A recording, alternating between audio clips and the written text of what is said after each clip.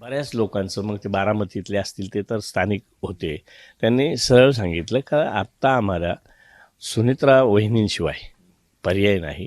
पक्ष उभा राहण्यासाठी दादाचं चेहऱ्याबरोबर वहिनींचा चेहरा जोडून त्या ठिकाणी दादा आहेत अशाच पद्धतीनं दादांची सर येईल नाही येणार हा भाग नंतरच आहे, पण वहिनींच्या रूपानं कुठंतरी ते एक सांत्वन होईल किंवा त्याला उभारी मिळेल अशा पद्धतीची एक भावना प्रकट केली जात होती. अजितदादांना जाऊन आज तिसरा दिवस आहे आणि तिसऱ्या दिवशीचा सावटण्याचा कार्यक्रम आता पूर्ण झालेला आहे.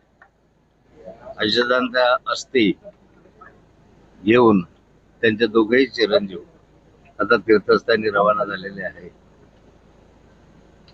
आणि मोठ्या संख्येनं आजही जनसागर या ठिकाणी उसळलेला दिसत आहे. सुनेत्रा ताईंना दादांच्या जागी उपमुख्यमंत्री करावं अशी चर्चा सुरू झालेली आहे. काही आताही वेळ नाही अशा चर्चेची.